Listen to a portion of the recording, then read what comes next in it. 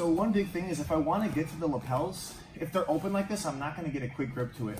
The time that I'm going to take opening this up and stuff, he's passing my guard, which is a big con to the worm guard. Just like any other guard, it has a lot of flaws, and the biggest flaw is it requires a lot of setup. You have to shake the lapel out, you have to wind it through your legs, wind it through their legs.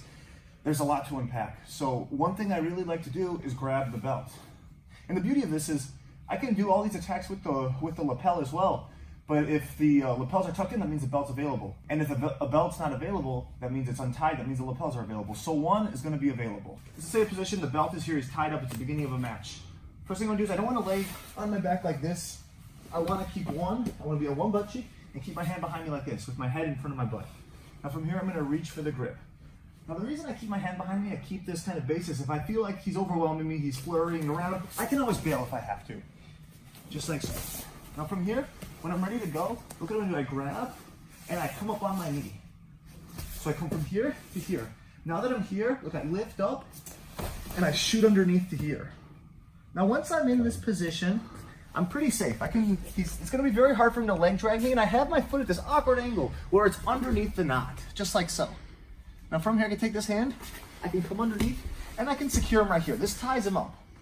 Now from here, if I can play a lot of belts. There's a lot of attacks from here, but I can just open the lapels up too. It slows the game down. It takes care of the biggest flaw of the worm, which requires a lot of setup.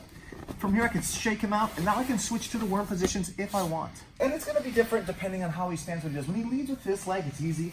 I come here, and I'm going to sit through to this side. I'm going to fall to my butt. Just like this. If I can, I sit up right away to here. And I can play like this. And like I said, it's a jump-off point. I can go to lapel guard. I can go for other stuff, too. I can scoot inside. I can shoot the single leg X. It's just a good way to slow the guy down. Yeah, for sure. Like I can tell from just rolling with Andris, the speed in which you get entangled is immediate, and that's such a big factor when guys are playing guard. They'll often complain about the fact that they feel like they can never get their game going, and they're always on defense. And it's often this like subtle in-between battle of establishing that initial entanglement.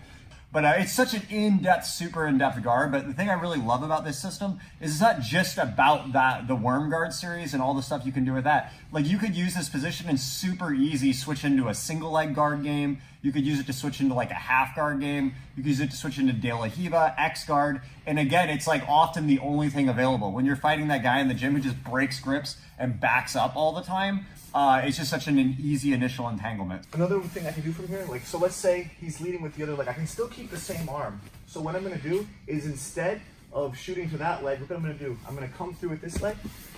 I jump through and I underhook here. Now from here I can lock up and I can play from right here. And this is a very powerful position. I can come around, I can control him, take him out, lots of stuff. So we're here now, like obviously when we're drilling it, it's not going to ever be this line. Yeah, perfect world it is, but it never will be. So we're here. I'm going to be here in the seated position. I'm going to shoot through. And when I shoot through, I'm going to kind of invert. So just in slow motion, like I shoot through here. And the second here, I'm not going to stay here. I swim underneath and I pass the grip right here, just like so.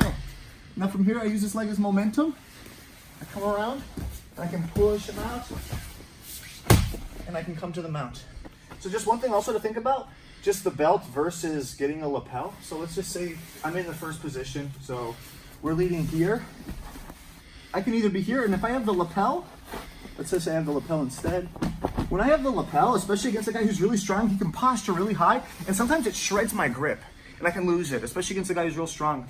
I have a training partner named Don Bell. He can just deadlift out of the worm. So one really nice thing about the belt is it's connected strictly to their waist.